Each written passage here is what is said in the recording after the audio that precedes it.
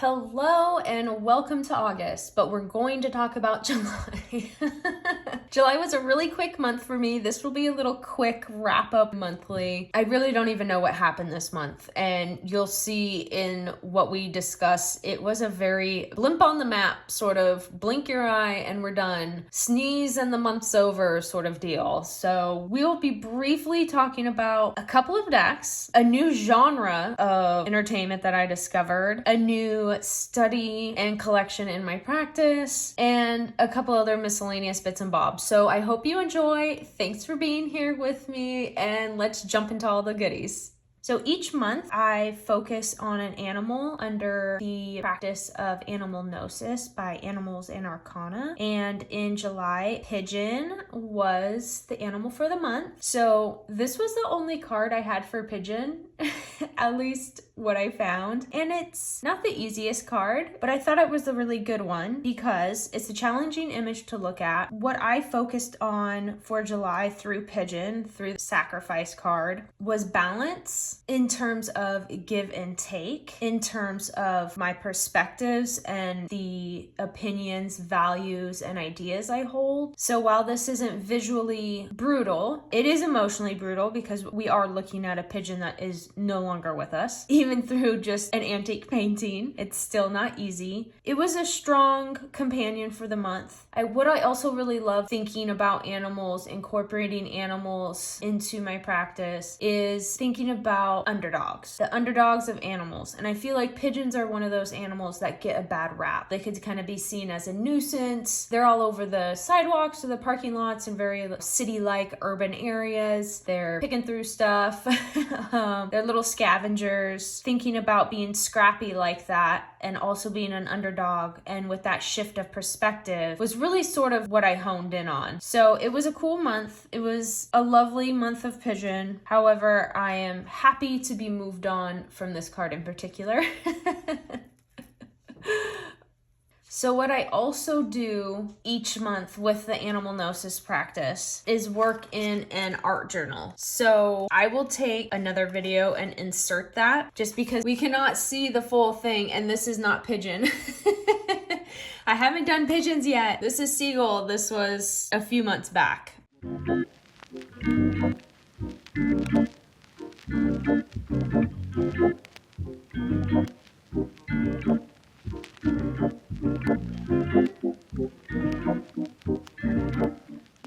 I will also show you one more, which was June's animal, Buck. So I will insert some better shots for that.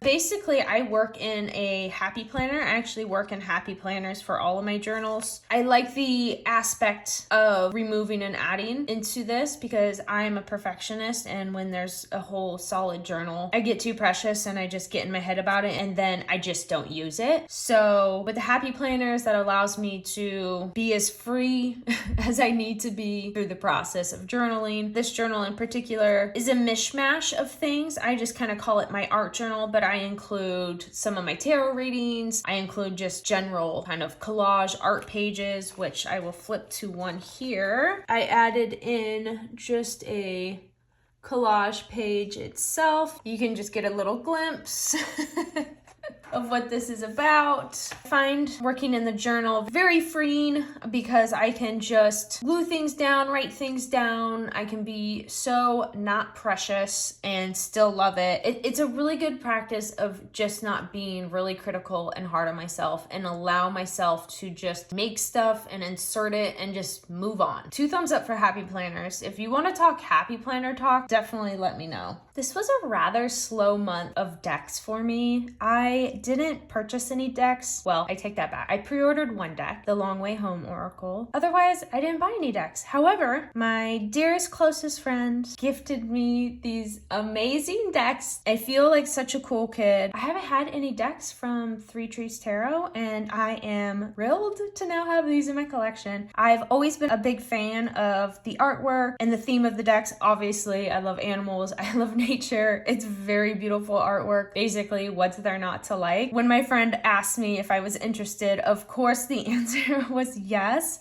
And surprisingly, was most drawn to Smoke, Ash, and Embers when I first pulled it out of the box. While all three I love. For some reason, the dragons are like really drawing me in, which I don't consider myself a dragon person per se. You know, I have nothing against dragons, but I'm definitely a more sort of grounded, earthy animal person. But I love them all. I love all creatures. So this is really cool to get into. I'm super excited to dive into these decks. You might have seen the Thistledown Oracle in my previous video of the Otherworldly deck edit, which I'll drop a link down below. I love the colors of the decks. They're muted, but they're really inviting with the pops of the sort of bolder, brighter colors and with those very warm, earthy tones. These are just a really special and cute deck. I'm so thrilled to now have these. So what I was saying, I used this one very, very briefly in my last deck edit, and one of the two tarots will be in my next deck edit, and you will find out. So hopefully I'll be showing that here in the coming month or two. The dragons are just so cute. I think it's the green. I don't know. It's the fantasy of it.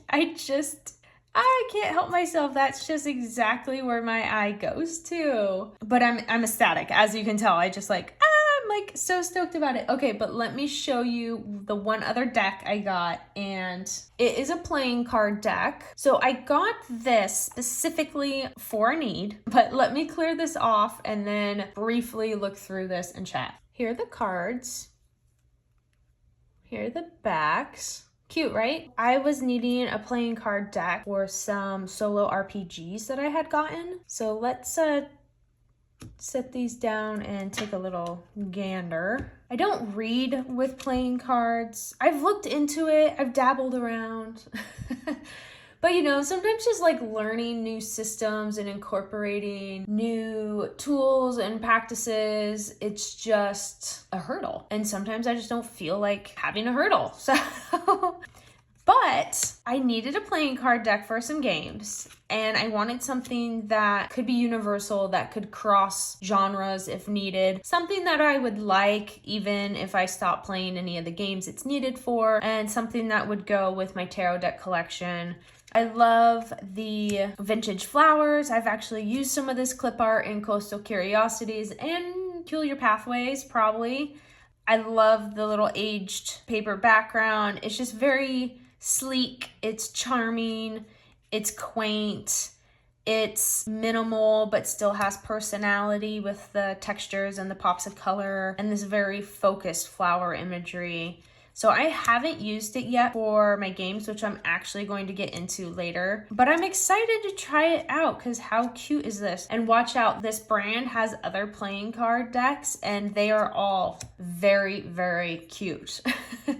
Kind of hard to get in the States though. I had to do some digging to try to find decent shipping fees and all of that, but I'm very happy with it. And it was a low-key deck month for me, really. If you haven't checked out the Otherworldly deck edit that I had mentioned during the previous 3 decks, that is where you can see the decks that I use for the month of July. With those deck edits, I tried to use the selection for, you know, at least like 2 or 3 months. Let's say 1 to 3 months. It really depends. If I get multiple new decks in and I'm feeling really inspired to use those, I'll scrap my current deck edit and make something new. That didn't happen because I loved that curation so much. So this was a very high quality, low quantity deck month, if you feel me. I also have to add, I got this incredible card holder. So it sits like this. Obviously we're top down, so it's a little wonky, but You can see the card sits here.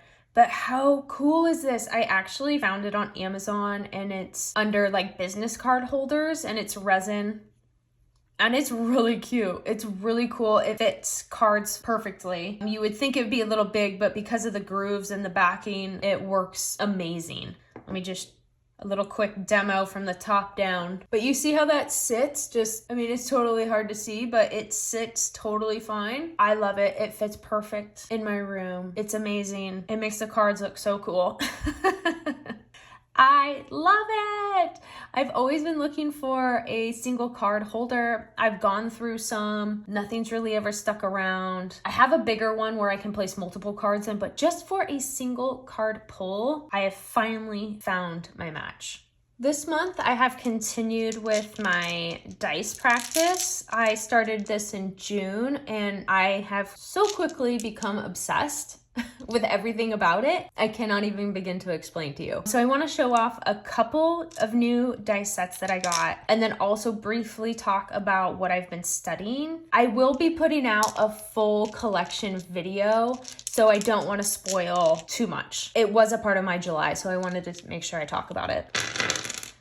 This set is from Finnick and Finch, and they're based in Portland, Oregon, so it's really awesome to have a semi-local company nearby for these beautiful sets. This one is called Salt Marsh, and it has a beautiful kind of aqua teal with a real rich blue in there. And then, of course, the gold flakes, the glitter, all of the inclusions. So these are super pretty. Super pretty. They're like little gems, little candies. It is really tough to keep these in focus, but I am trying to show these off. So gorgeous, gorgeous, gorgeous. And then you get an extra D6 with the paw prints, which of course, being an animal person, I love. So let's quickly look at this gorgeous second set. I can't remember what this one is called. Dissident Whispers or Distant Whispers or something. Something Whispers, and I believe it started with a D. But they have a really pretty kind of like smoky haze to them. So you can see on the D6, like it's almost like Cosmos, but like not. It has some like floating black ink, almost like a very light gray. And of course the like iridescent kind of glitter, and then like a translucent kind of mauve, kind of a pinky purple. They're really pretty. They're subtle, but they're gorgeous. And they work perfectly for my otherworldly deck edit. So here's the extra D6, and here's a few more. You can see the nice kind of blue, black, silver ink float. So I absolutely love, love. Okay, so then let's talk very, very briefly about what I've been studying. So I started with Dawn and Lisa's system, which is amazing. I feel like it's the closest system to working with tarot, which I absolutely love about it. So you can see I've already marked it up. I really went through to try to make sure I can digest and understand. I started taking my own notes. This is like when I had an idea for having D6 be represented as the six senses. So you can just kind of see how I worked through this. It was really awesome, and it opened my eyes to their amazing system that I have absolutely fallen in love with. So I went hunting for other dice divination systems, and I came across Hillbilly Oracle and their few variations of their divination system using dice. And I thought this one was really cool and a totally different take than Dawn and Lisa's. So I've been toying around with this as well. It feels a bit more like predictive readings in a way. You can see I've been taking notes in this one as well, just marking anything that stands out and that I will automatically kind of insert into what I've been practicing. So I'm still toying with what works best for me. I'm still deciding how I like to use them, when I like to use them, and everything in between. I'm gonna get more into this, like I said, in the video I put together later. I'm very much early learning stages and just figuring out what works for me. But what I think is so cool is that this is basically like having multiple tarot decks, right? Like the artwork and kind of the tone and the style and the intention that was put into these different decks is basically like having different dice systems. So because I was so ultrally inspired by these two, I had to come up with a tiny little bit one. It is based all in nature because that's just my practice. That's what I'm drawn to. So by no means do I think this is one and done. I want to try all the systems. I want to try all the ideas. I think this is such a great layering tool. It also works really well on its own, but I'm absolutely obsessed with the way it layers with tarot and oracle, not only visually, but message-wise too. It just slots in so seamlessly and I just love it. So yeah, this is just a quick little one I put together for me, and I have it available if you're interested for free. I will put the link down below and you can download it and print it at home for yourself. I did print mine on like a craft paper just to give it a bit more of a visual uplift. And then I added some journaling stickers as well, just once again to give it a little personality and make it something of my own. So this is also what I've been toying with. It's been so much fun. I can't wait to talk about it more because I feel like I have so much to say and like so much to show. So because I've been so into dice, I started looking around and thinking like, what else can I use these for? I mean, obviously I know Dungeons and Dragons and any like tabletop role-playing games, but I'm such a solo person. I'm such a hermit kind of person that also I'm just major homebody vibes. So I started looking into solo Dungeon and Dragon. I'm like, man, Dungeon and Dragons like just doesn't pique my interest in the way that maybe other games do. So I ended up stumbling upon Daggerheart and I was like, oh my gosh, this is definitely more at my lane. But once again, it's a multiplayer thing, which of course is the whole point. But I'm like, I need something for myself. So I started going down the rabbit hole of solo Daggerheart play and oh, it's very much a thing. But then I had stumbled upon something that has opened up a whole world for me, and that is solo journal RPGs. Oh my gosh, could you say any other words that will speak to me any more than those three do? I have opened a new can of worms and I've found myself in solo RPG land. Okay, this is like amazing. So basically each one has its own play mechanics, has its own storyline, and you basically just go through the book, you go through the directions and whatever is, you know, required of playing, and you follow along. So a lot of them will use like playing cards or dice. This one actually uses like a Jenga tower as well, although not required. And then of course, journaling, whether digitally or like paper pen sort of deal. I've read a couple of these, the starts of them. I haven't gotten to actually play any yet because I've kind of been saving it to talk about here first. What's also really cool is that there's some that specifically use tarot decks in the mechanics. So I have a few. This one, you may have seen this on Kickstarter a couple years ago. It uses dice and a tarot deck in the gameplay. This is the deluxe box set. There's some walkthroughs of these games on YouTube as well if you're curious. So this one uses a tarot deck. This one uses a tarot deck as well. So what I really like about this is like you could go as mundane in your journaling and in your writing to progress the game and the story, or you can go as like full on as you want. Of course, knowing me, I love journals. You know, I want to make this a bit of an actual like artistic creative exercise and also like play the game and enjoy the storyline and everything beyond that. So this one also uses tarot.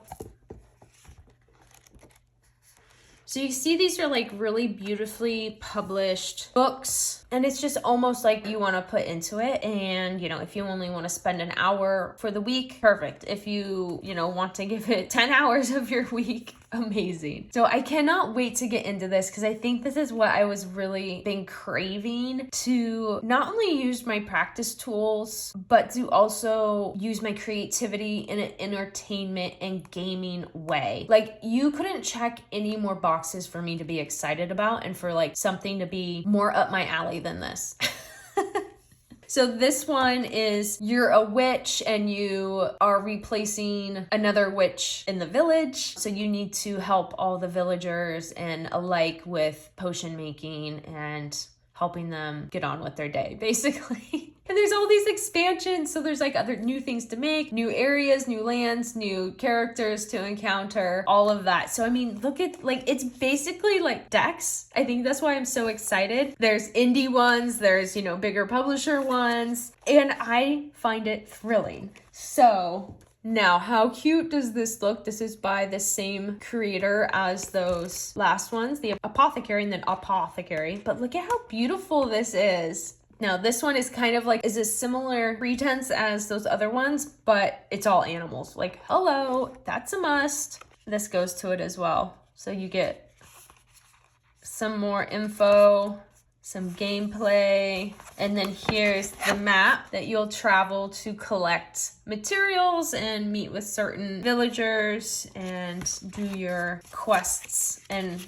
progress in the game. So it is just so thoughtful. It is just really cute. Once again, it's everything I love. This one I got on Etsy. I saw some positive reviews about it on YouTube. So, I mean, you can see it doesn't have to be all encompassing like that last one was in the big super designed book. I mean, this is really text and you follow the storyline. So I am super excited to get into this. Have you played any of these? Do you know of solo RPGs? Do you know of journaling RPGs? Please tell me. This is such a new world and I feel like I discovered a gem for myself, and I really want to shout it from the rooftops because I feel like this encompasses like so many interests of so many people. So I will definitely fill you in more as I play these, and if you want a kind of more in-depth haul or a deeper dive into any of these, let me know because I'll be doing it. I'll be playing. Just don't know if anyone wants to hear more about it. So those were my super new and fun inclusions for the month.